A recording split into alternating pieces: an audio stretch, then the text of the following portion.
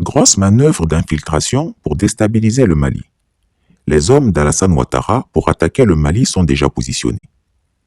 Une fois de plus, Chris Yapi souhaite que sa mise en garde soit prise très au sérieux par les autorités de la transition au pouvoir au Mali. Alassane Ouattara n'est pas un homme qui renonce à ses buts ni à ses desseins. Quand il décide de nuire à quelqu'un, il y consacre son énergie, son intelligence, ses moyens physiques et matériels. Il considère qu'à 80 ans, dans toute sa carrière politique en Côte d'Ivoire, il a vaincu, que dis-je, écrasé tous ses adversaires l'un après l'autre. Il a violé impunément la Constitution, au vu et au su de tous, pour imposer un troisième mandat illégal aux Ivoiriens, sans que la fameuse CEDEAO n'ait rien eu à dire. Il a mis le pays sous coupe réglée pour le bénéfice de sa famille proche et de son clan. Il a bâti sa réputation d'homme inflexible sur ses prétendues relations internationales et sa proximité supposée avec les autorités françaises, notamment le président Emmanuel Macron, dont il est le fidèle suppôt.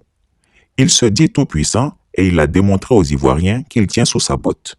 Il ne comprend donc pas pourquoi le Mali, un petit pays avec à sa tête de petits soldats, ose le défier et veut l'humilier.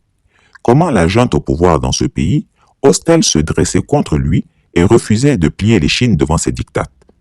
La haine qu'il nourrit contre ses opposants ivoiriens a été quadruplée pour Assimi Goïta et son gouvernement. Charles Konan Banny nous avait prévenu. Alassane Ouattara ne conçoit l'amitié que dans la soumission la plus totale. Il a décidé de jeter son va-tout dans cette bataille contre la junte malienne, quitte pour cela à détruire le Mali, à affamer et massacrer ses populations. Dans une de mes dernières publications, je vous avais informé d'une réunion des généraux récemment nommés, ainsi que des généraux à la retraite, avec le ministre de la Défense, Tené Birahima Ouattara Dilafiol, pour élaborer un plan de déstabilisation du Mali. Dans la même enquête, je vous avais informé qu'une équipe commando avait été constituée et avait prévu se déployer à la frontière ivoiro-malienne. Aujourd'hui, nous en savons beaucoup plus sur ce qui se trame. En réalité, après cette réunion, le commando devait être infiltré au Mali dans les 72 heures. Mais grâce aux révélations de Chris Yapi, l'opération a été mise en stand-by, voire décalée. Voici le nouveau plan d'opération arrêté. 3 groupes de soldats ont été constitués autour du colonel Kone Zakaria, du colonel Inza Fofana Digrouman et de 2 civils, Sissoko Tidiane, dit Tito, de nationalité malienne, et Badier Mathieu Nicolas, dit Nico, de nationalité burkinabé. Ces hommes sont de dangereux tueurs. Ce sont eux qui enlèvent les opposants ivoiriens et les exécutent sans pitié. Beaucoup d'Ivoiriens, hélas, en ont payé le prix. Ce sont ces 3 groupes qui sont chargés d'infiltrer le territoire malien et d'entrer en action quand l'ordre leur sera donné. Comme chacun sait, la Côte d'Ivoire a un contingent militaire déployé au Mali dans le cadre de la MINUSMA. Et comme il est de coutume dans les opérations militaires, il y a une rotation des éléments affectés à cette force. Tené Birahima Ouattara Dilafiol a décidé de saisir ce mouvement de rotation pour agir. Comme Chris Yapi l'a dit dans de nombreuses publications, le ministre de la Défense de Côte d'Ivoire a infiltré plusieurs éléments des services de renseignement ivoiriens au Mali. En effet, désormais à Abidjan, on considère le Mali comme une menace extérieure et potentiellement dangereuse pour la sécurité intérieure ivoirienne. Il a donc été décidé, dans le cadre de cette rotation des éléments de la MINUSMA, d'infiltrer des hommes sélectionnés par Tené Birahima Ouattara Dilafiol via ses sbires que sont Kone Zakaria, Inza Fofana Digrouman, Badier Mathieu Diniko et Sissoko Tidiane dit Tito. Leurs éléments seront introduits dans le contingent ivoirien déployé au sein de la MINUSMA. Ils vont donc agir sous la bannière onusienne. Ces hommes, qui parlent parfaitement le malinké, car pour la plupart d'origine malienne, seront déployés au Mali et vont se synchroniser avec les éléments du renseignement qui sont déjà sur place depuis plusieurs semaines. Ils entreront en action dès que le feu vert d'Abidjan leur aura été donné. Et c'est cela le côté vicieux de cette manœuvre. Les tueurs seront introduits au Mali dans un convoi de l'ONU. Puisque les convois onusiens bénéficient d'une protection internationale et ne sont soumis à aucune fouille, les tueurs venus d'Abidjan pourront se glisser facilement dans la capitale malienne. Actuellement, ils sont établis dans la ville de Bouaké. Concrètement, ce sont 2 équipages d'hommes en armes qui sont stationnés à l'aéroport de Bouaké. Grâce à mes contacts, j'ai pu clairement identifier Tito et certains éléments du détachement qu'il a convoyé sur place. J'ai pu reconnaître le lieutenant de police Guéroa Valin Blaise, dit V, membre des escadrons de tueurs encagoulés mis en place par Feu Ahmed Bakayoko.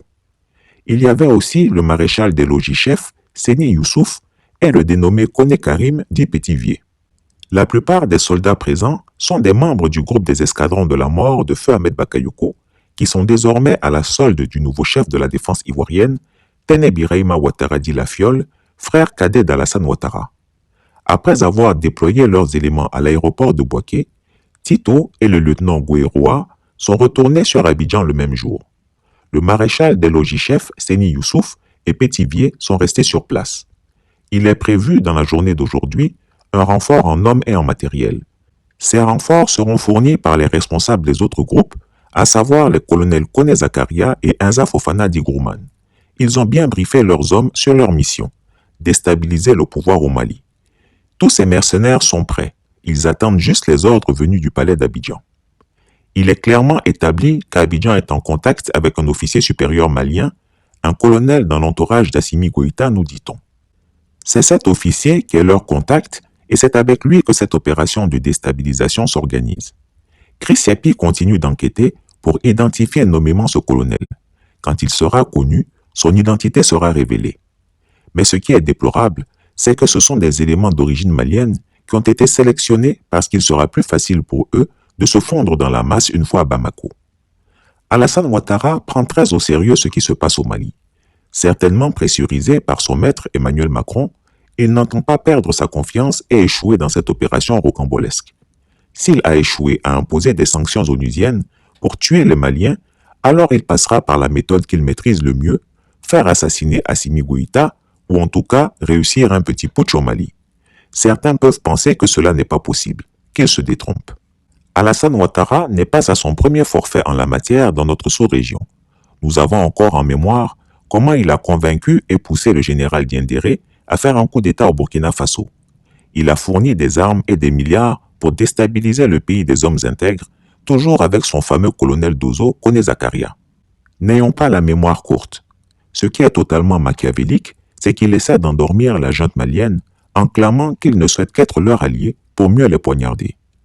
Dans ce genre d'opération, il vaut mieux prévenir que guérir.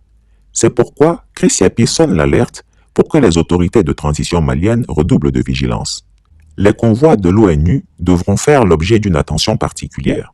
C'est ma contribution au combat du digne peuple malien. Un homme averti en vaut deux. Chris Yapi ne ment pas.